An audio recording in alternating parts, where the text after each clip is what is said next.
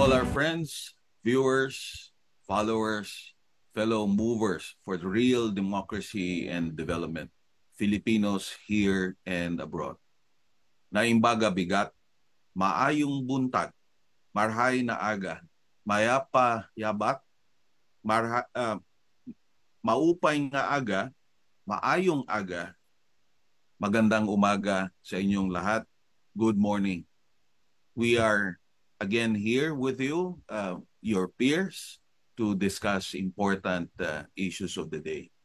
And I am quite excited this morning, I have to say, because we're going to talk about the media and the fourth estate.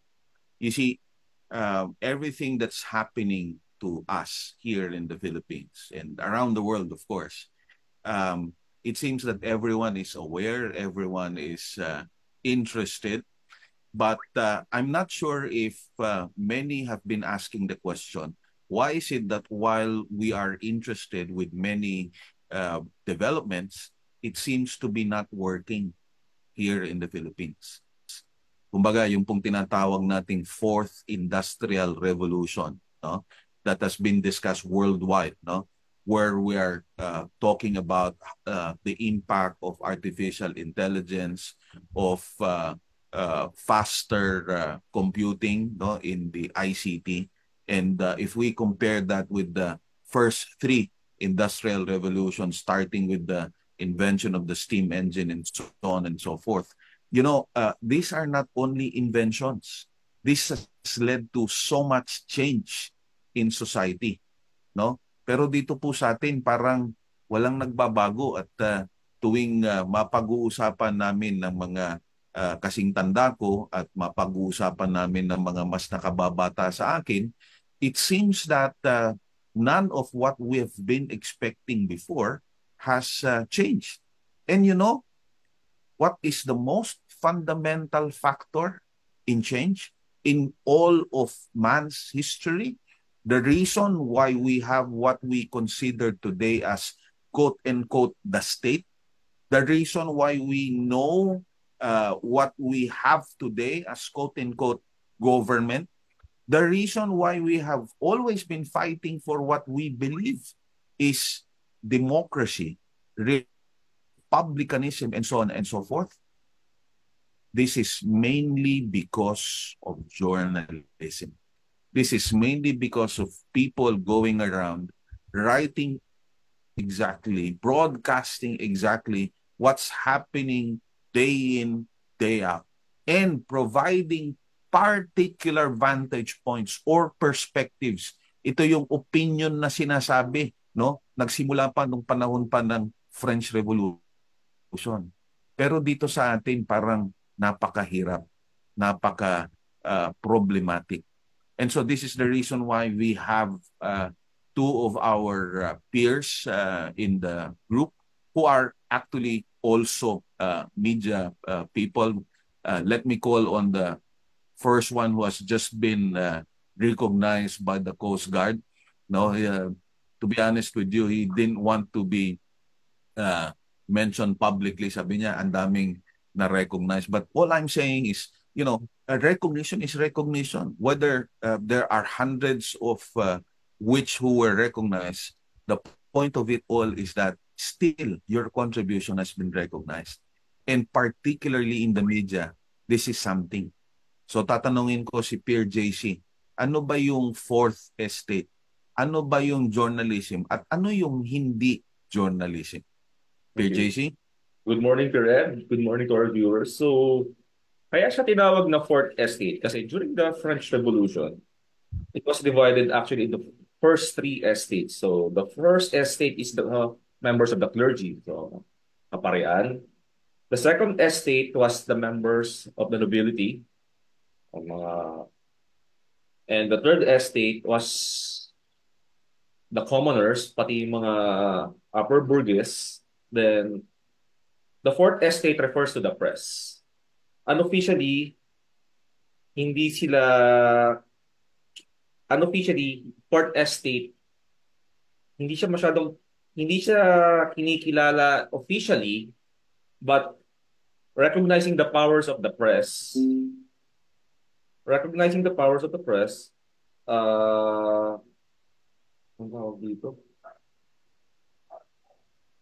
The widely accepted role of the press in the media in providing citizens with information which they can use to check the government power. Kaya siya tinawag na fourth estate.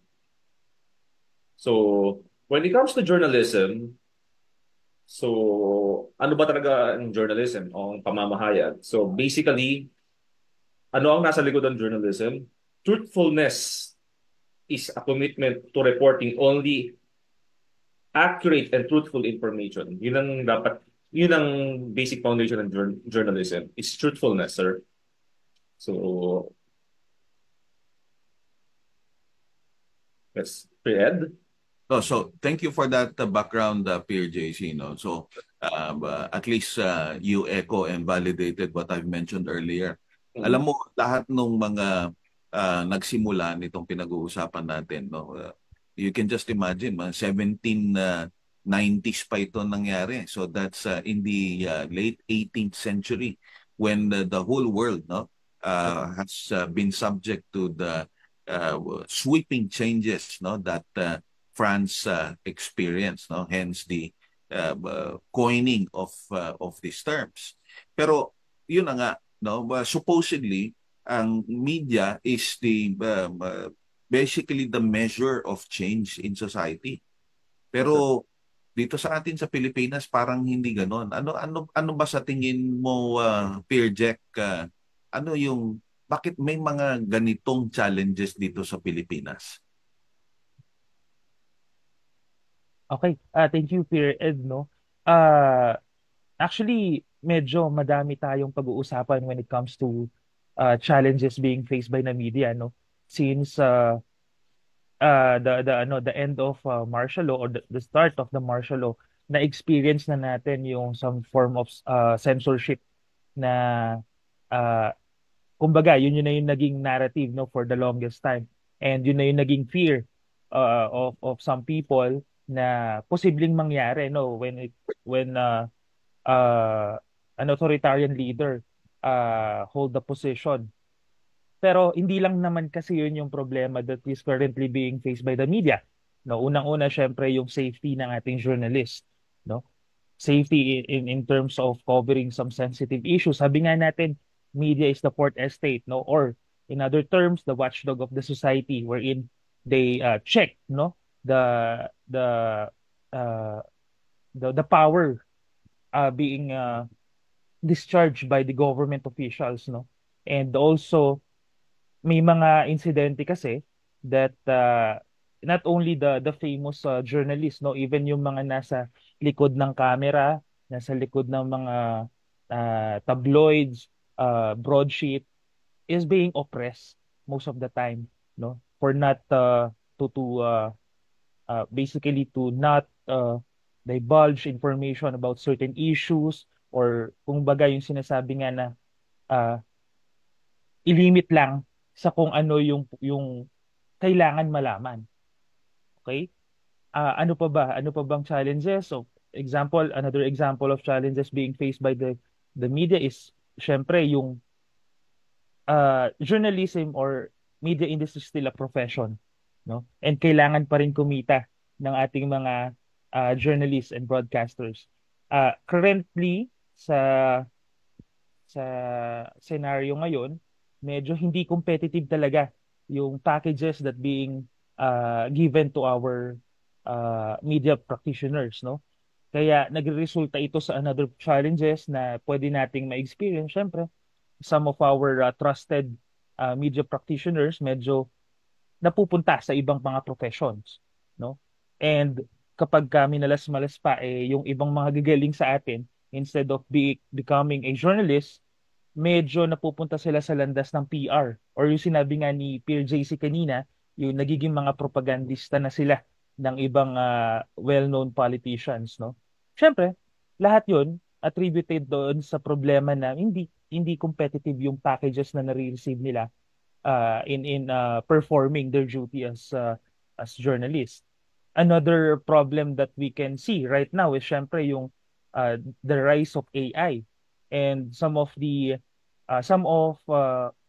one of the biggest network recently launched yung kanyang yung answer to use AI in sports journalism na medyo nakakuha ng mga critical comments, especially from the students, no, that taking currently mass communication or AB communication, kasi nga it's kumbaga parang uh, when we adopt technology, some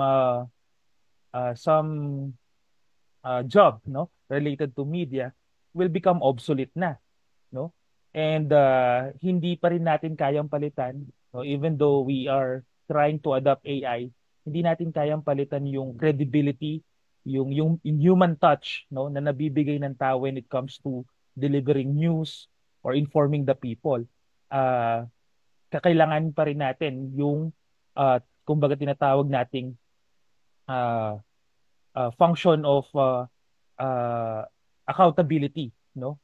Although behind AI operation, tao pa rin naman yan, pero journalists kasi are trained uh, to do validation, no? That is, I think, separates journalists from other professions such as blogging.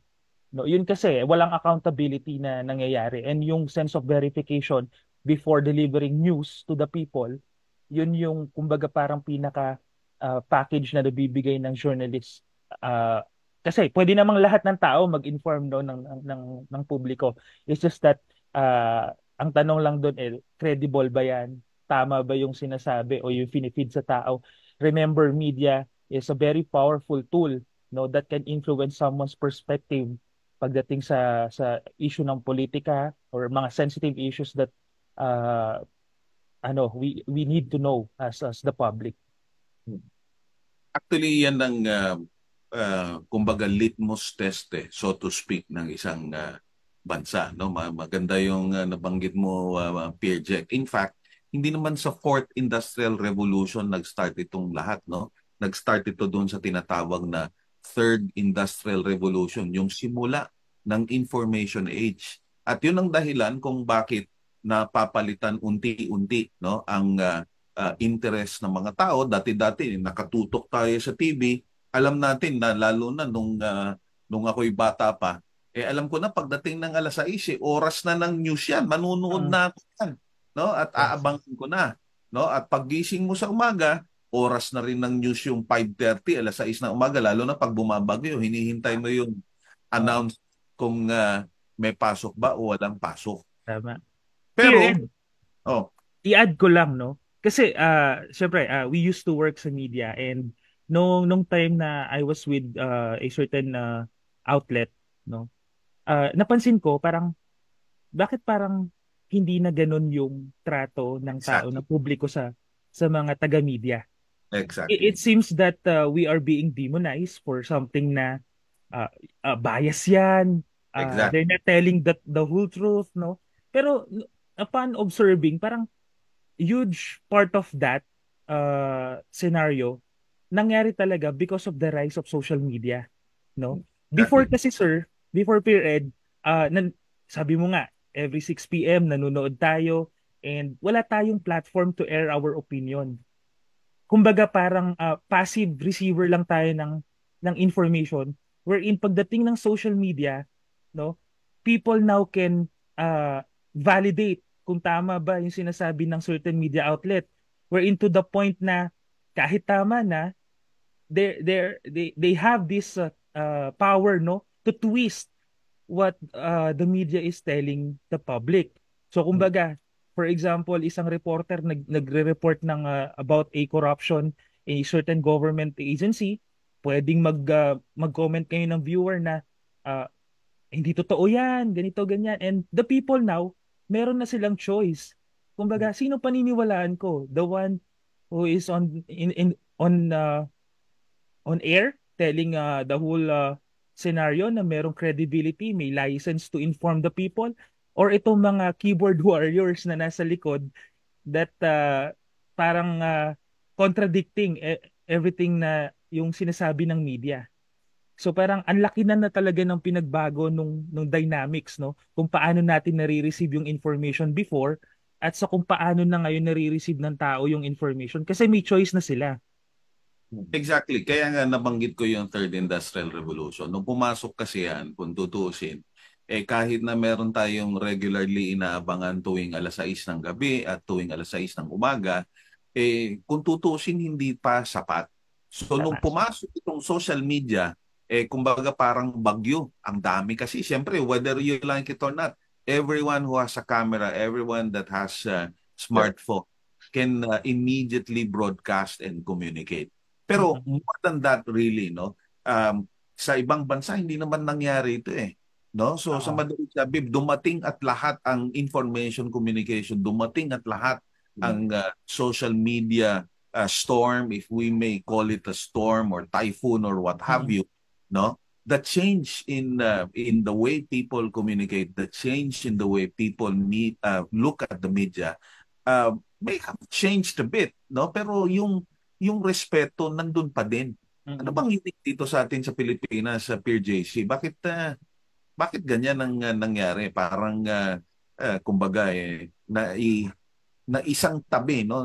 Inilagay na lang sa isang tabi yung supposedly no institutional what's this institutional kind of media. Siguro per Ed, upon my observation din, siguro in the past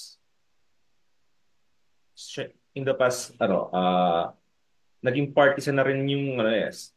I'm not judging other media personnel, but some of them naging partisan na in politics. So nagkaroon ba ng bias? So nagkaroon ng bias sa ibang mga practitioners in the sense na parang hindi na factual yung reporting nila. It's more on opinionated. So yung mga readers, yung mga viewers, magdadalawang isip na rin after a long while kung totoo ba o hindi itong pinapakinggan nila or pinabasa nila.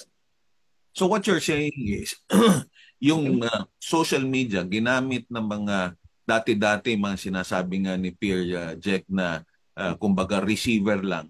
So because of social media, ginamit nila ito no to check on the reports of otherwise institutional media. So pagsimula nung nagsimula pa lang yung social media, nakita na itong biases na to, Peer JC? Hindi naman speaking of bias, there's no such thing naman talaga as na overall totally balanced news. Every journalist has a bias. Is only just the fact na dapat wag kang magpadala sa emotion mo during reporting, or wag mo during your reporting or during sa pagsulat mo, wag mo ilalabas yung emotion mo. Just be factual.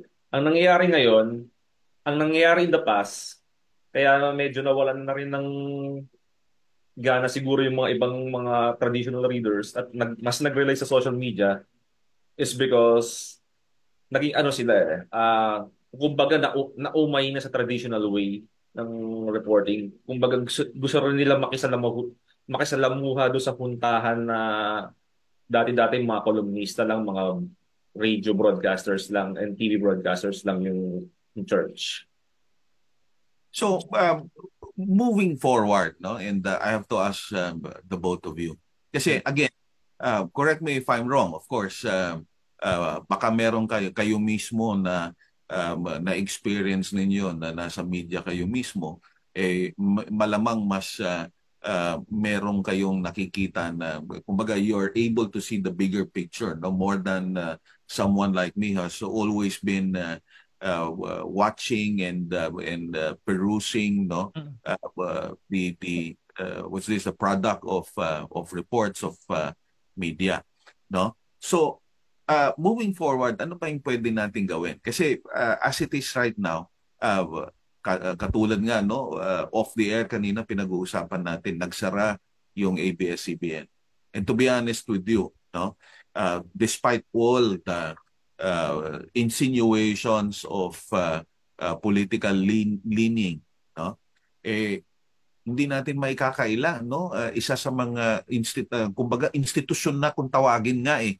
Yung mga nakilala nating mga journalist eh, karamihan nanggaling diyan sa ABS-CBN. So at ABS-CBN din na nagsimula ng isang channel na talagang ang ginagawa lang news lang, no? Walang kasamang ibang programa. So nung nagsara ito, sa totoo lang medyo nakakalungkot. Pagkatapos no, nakita na natin, no? Pag tiningnan mo yung mga institutional media kumbaga, no? Institutional media yung mga malalaking network na masasabi natin. Eh dati-dati ang natira lang itong GMA at itong TV5, no? Nagkaroon ng CNN Philippines, no, na dating Solar, pero nawala din bigla at ang naiwan at hanggang ngayon eh nagbo-broadcast pa din yun ang mga identified sa mga religious organizations, which of course whether you like it or not medyo iisipin mo na merong leaning. I'm not saying walang leaning ibang media organizations ha. Again, it can very well explain to you and show to you that there is something really that's limiting, no, media in the Philippines. So knowing that, no, and as a practitioner yourself, no, ano ba yung pwedeng gawin? Ano ba to, legislation ba on the part of the media itself? Ano yung pwedeng gawin so that at least hindi na natin mababalik yung dati, no? But at least at the very least baka sakali mabalik natin yung factual reporting. Ano ba sa tingin niyo? You can go first Peer Jack and then Peer Sige. Jack. Sige. Ako, Peer Ed, gusto ko lang i-emphasize yung sinabi ninyo kanina ni Peer JC, no? Yung term na bias or yung leaning towards some uh, party or personality, no? Ako, I think hindi ako naniniwala doon sa term na bias kasi when you're journalist, yung pagiging bias mo is just you exercising your editorial judgment, no? Kaya nga tayo may meron tayong or practitioners, meron silang tinatawag na anggulo ng balita. No, kasi a judgment nila, this is the best way to present the information to the people. It's not being biased talaga. And for the questions na ano pa ba ang pwede nating gawin, no, to improve again yung current landscape of media reporting journalism in the Philippines. I think we need the media organizations, no, kailangan nila munang ayusin yung kanilang self-policing policies, no? Kasi I think hindi kaya ng government, no, to do it for the media industry. Pero meron tayong mga independent organizations such as KBP and UJP that can, no? Siguro doon tayo mag-start kasi for the longest time baka medyo hindi lang tayo naka-adapt, no? And hindi natin na foresee how powerful uh, social media technology uh, na mag-impact dito sa operations ng ating media sa Pilipinas, no? And well, nag-aral din naman tayo uh 4 years, no? And sadly hindi namin kahit papaano na touch yung topic of AI during my college days, no? Ito talaga this ano na lang talaga year na lang talaga siya naging something consideration for the media. And for the longest time hindi tayo naka-prepare how to adapt, no? And how to tailor the function of media pagdating sa use of technology. Kaya nga nung kanina nung binabanggit mo per ed yung social media na bakit sa ibang bansa hindi naman ganito yung nangyari and sa Pilipinas medyo naging propaganda ng powerful people ang social media. It's because hindi na foresee ng media organizations na magiging ganito, 'di ba? Or else kung na-foresee nila, at least meron man lang contingency in their part na kung paano natin labanan yung fake news, paano natin labanan yung keyboard warriors in a manner na hindi naman na-demonize yung profession mo as media practitioner, no? siguro yon, more active participation from these independent organizations, no, that oversees media operations. Start tayo doon because government cannot intervene. We have a strict provision, no, under our constitution, yung freedom of the press. So any act of abridging, medyo medyo masakit sa tenga pagdating sa press freedom, no. And siguro si Peer JC meron pa siyang mas mabanggit na na suggestions, no, because currently I believe si Peer JC nagpa-practice pa rin, no. So, thank you, Peer Jericho. Actually, is a wishful thinking right now, no, na kung iisipin natin, sana merong mamuhunan sa media solely for media. Kasi ngayon, ang may hawak ngayon ng most of the media companies are also industry players on other fields, especially the business tycoons. Kung sino man yung may-ari ni TV Network 8, ni TV Network B, are also involved with other businesses. So talagang hindi natin maiiwasan na yung pagtayo nila ng yung pag-own nila ng media network ay may halong agenda setting sa kanilang mga editorial content since they have also businesses need to protect. So kung gano'n na JC, makakabuti ba kung yun na nga, we will welcome was this a foreign capital to come in and perhaps become part of the competition pagdating sa media organization? Actually, it's a double-edged sword. May pros and cons yan, sir. So, pagpasok ng kung sakaling payagan natin yung mga foreign media outlet dito, okay, may dala yung mas dagdag na trabaho, mas maraming opportunity for the media practitioners. But on the other hand, those foreign media entities also has their own agenda setting na pwede nilang i-impose sa Pilipinas. Siyempre kasama naman yan, ano? But what I'm saying is, at least kung merong foreign capital na nagkaroon ng competition, that means of course that may mga options sa mga viewers, no? Yung mga consumers ng information.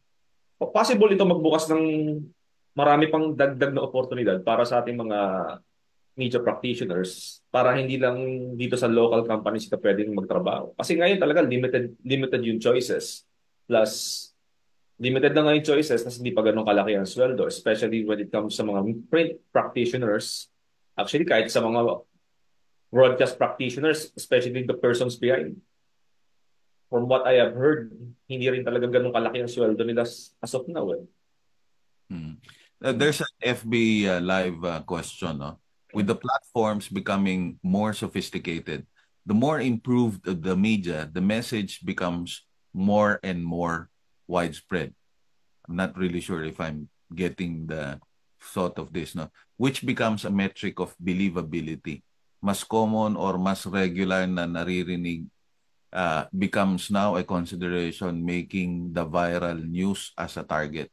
What are your views on this? So siguro ang tinatanong niya, no, na ang kasi ang start niya sophisticated, becoming more sophisticated, no, and more improved. But I'm not sure whether was this more sophisticated means. I'm not really sure. So bakit ba yung viral ang nagiging metric? Siguro yun na lang yung tanong na pwede nating sagutin. Before nauso yung term na viral na yan, usually every news agency ang nagdi-dictate what will be the headline for tomorrow, what will be the ano ba yung ulo ng mga balita para sa gabing ito o para sa umagang ito. Ngayon iba na kung ano yung nagba-viral sa SOCNET, yun ang nagiging headline na rin ng mainstream media. So, sa madalit sabi, ang lumalabas, yung mainstream media sumusunod sa social media, gano'n? I mean, kung may nag-viral man sa social media, sinasakyan na rin ng mainstream media para hindi maiwanan Para hindi maiwanan sa trend. Ano sa tingin mo, Peer Jeff? I agree, Peer Ed, doon na kung ano ang mag-viral, yun ang nagdidikta ngayon ng headline. Kasi tama si JC before, kasi may agenda setting Mm. na function ang media. So, kung ako, isa akong media outlet and I think yung corruption in an agency worth 15 billion ang isiset ko na parang agenda for this newscast. Madali kasi Mm. walang other choice to ang tao na ay ito importante to.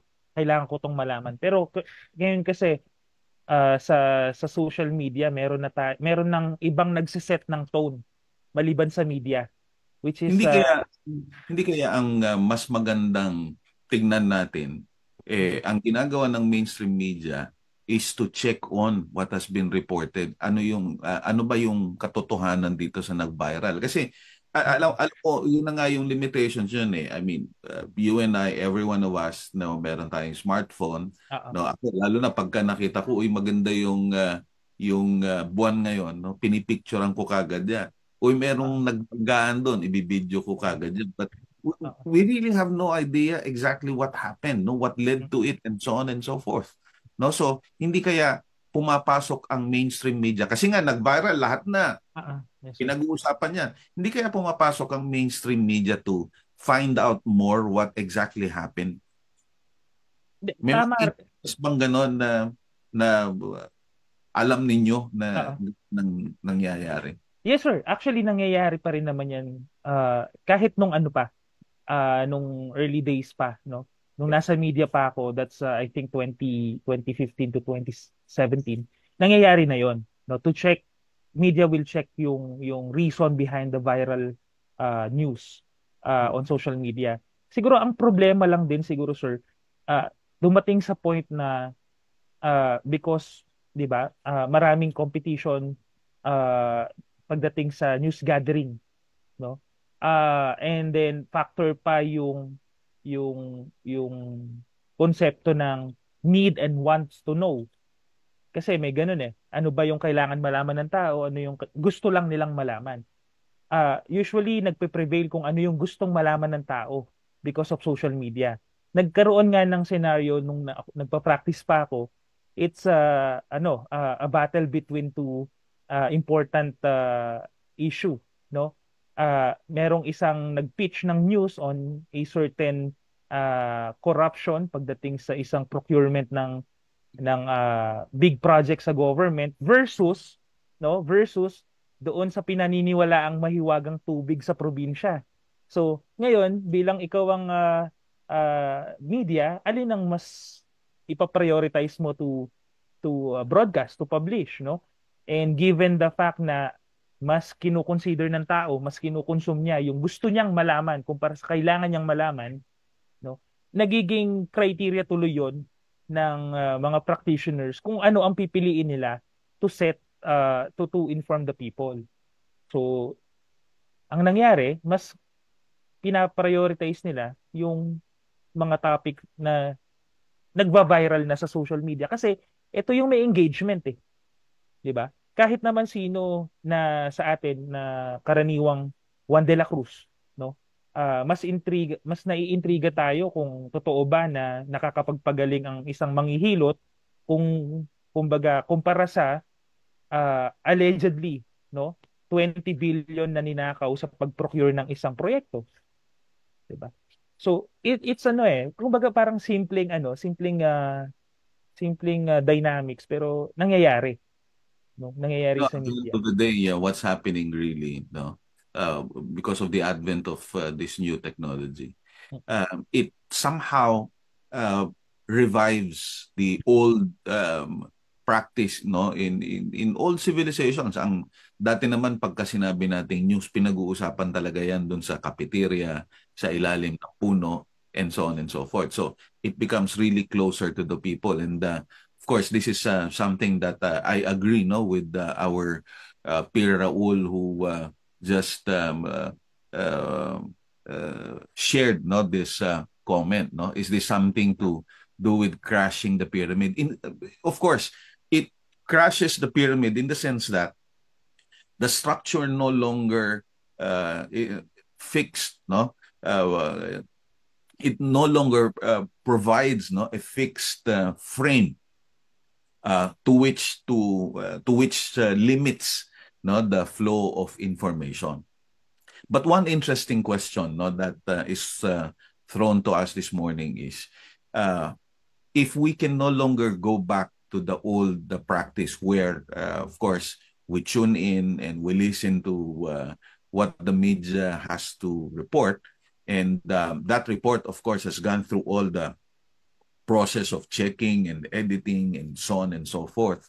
No, there's this question also from our peer viewer. No, that is it possible to do the same, come up with, establish the same standard in social media? Paano kaya ito? Pwede ba natin gawin yan, Peer JC, sa tingin mo, sa social media? So far, in case of SOCMED, ano kasi hindi medyo. Ngayon, unregulated talaga ng social media. So, dapat talaga, sa ngayon, mas doblehin yung doblehin yung observation kung ito ba talaga ay tunay bang factual reporting ba ito, o ito ay isang fake news, o ito ay isang propaganda. Mhm. Kasi ngayon talagang unregulated ng social media, kahit sino pwede mag-post, kahit sino pwede gumawa ng podcast, pwede gumawa ng vlog. Alam mo, So ngayon, sa Senate hearing nga, Peer JC, sabi ng KBP, yung propaganda basically is fake news. Fake news is propaganda. So sa madalit sabi, nakikita natin talaga, no, that these tools are readily available to interested parties. So there's no way by which we can address this, sa tingin ninyo?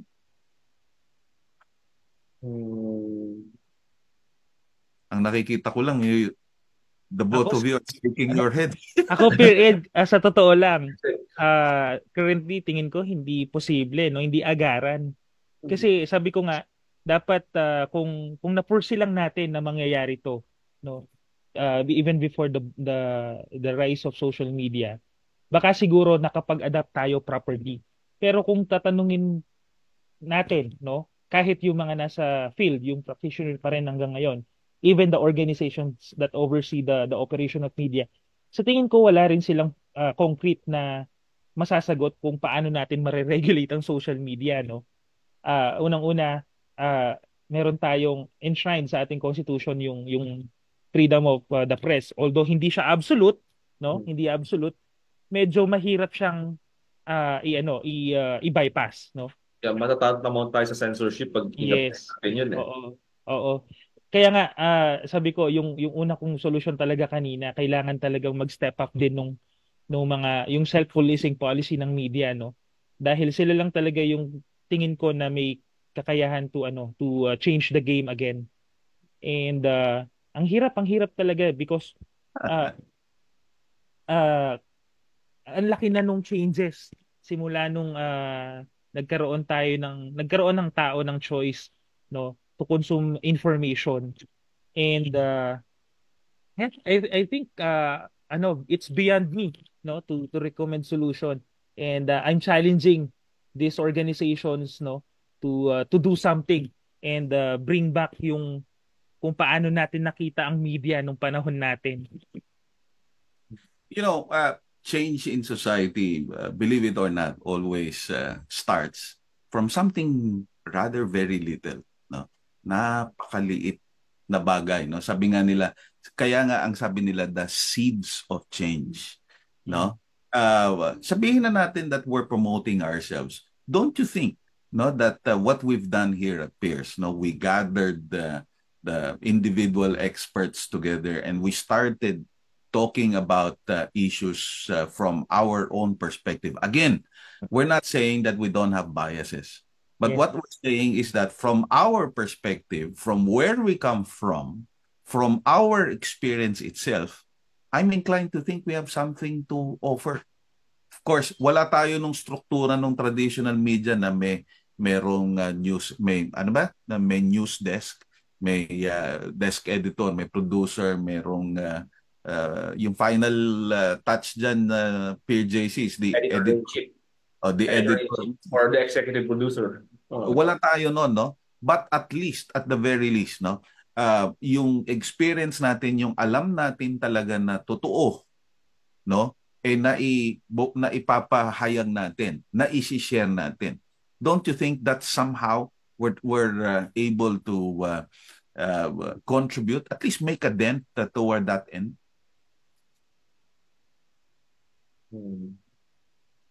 What do you think, Peer JC? I guess better si Peer Jack muna ang question. Ako, I think, yes, sir. No, I think yes. Kasi, although we are not the conventional media, no, sabi nga, wala tayong news desk, wala tayong ganito. But we do have, sa process natin, yung tinatawag nating verification, no? The fact that we select our resource person na merong build experience, credibility to talk about this topic, it's a form of verification na rin, no? Kasi sa media naman may iba't ibang klase ng approaches, no? Meron tayong direct news, meron tayong opinion, commentary, no? I think if i-relate natin sa media operation itong ginagawa, it's a form of it's a form of commentary, no? And well, we also provide yung tinatawag nating nakasalalay kasi dito yung accountability, yung credibility ng resource person eh. So I think kahit papaano we contribute nakaka-contribute tayo, no, to make a change sa current landscape ng media, no. And sabi nyo nga media organizations pick topics from social media, and I think they can also see our discussion as a source of possible news or discussion sa kanilang mga platform. No, so I think yes sir, kasi nakasalalay dito credibility natin. At we hold accountable naman if meron tayong sinabing mali or nakakasira, no? As compared to other bloggers na hindi mo nga nakikita yung mukha, iba pa yung pangalan, no? At pinoytotoy.com lang yung nakalagay na sinong babalikan mo, 'di ba? Sinong babalikan mo kung mali naman pala yung announcement, kung mali naman pala yung sinabing information. At least for us, we have a credibility na nakataya. Thank you, Peer Jack. Ikaw, Peer JC, you having experienced practically the full circle of the media. Yeah. Agree ako dun sa sinabi ni Peer Jack na compare sa mga vloggers or mga podcasters, tayo sa media, meron tayong reputation natin, credibility natin yung nakataya dito. So, dapat talaga mas ibahayuhin pa yung pagkalap ng katotohanan lang talaga. Yes, the truth and nothing but the truth. Yun lang talaga doon lang talaga dapat ilan dapat talaga ang foundation ng isang journalist ngayon. And Ed, gusto ko lang din i-emphasize din that we are not media. No, baka kasi akalain that we do this kind of broadcast, hindi tayo media. We're just a group of experts na nagkukwentuhan, no, about a certain topic na kumbaga yung kwentuhan is more intelligent naman than marites, no. So yun lang, baka lang kasi hindi ba kayo media kasi nagbo-broadcast din kayo, nagbibigay din kayo ng information. No, we're not media. We're just a group of experts na nagkukwentuhan, no, para to provide options, no, and to inform the people kung paano sila maging critical din to a certain topic. Thank you for that. I think that somehow leads us to the end of the program. This is not the first and last that we will be talking about the media and the extent of the challenges that the media in the Philippines face. In fact, toward this end, there's an input from another peer of ours, no, that all bloggers, influencers should be organized and, well, as much as possible, come up with the code of conduct for all of them, no, and should be able to police their own ranks. In fact, I'm inclined to think, no, that in the social media, the policing itself is already in public's hands, no, in the consumers of information's hands. That's why I was somehow leading towards that direction, that we at the Political Economic Elemental Researchers and Strategies, we don't just talk about the news. We talk about the news as it already happened, as it is already reported and discussed publicly by people. What we do is to put more information, put meat, no, additional, no, considerations for people to become more empowered. That's why we have a saying in Peers, no, that when we say power, we see it as true information. That true information is true power. Now, in the end, there's simply so much to do.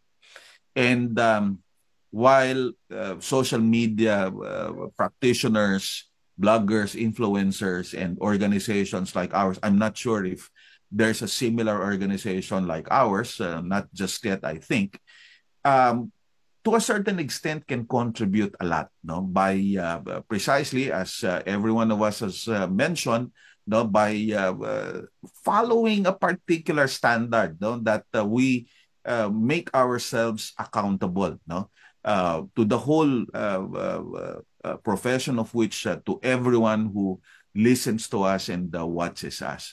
But ultimately, whether we like it or not, it is still the government, it is still the state that can provide the right frame, the right, so to speak, organization to all of these otherwise, no, chaotic environment where we get our information here and there.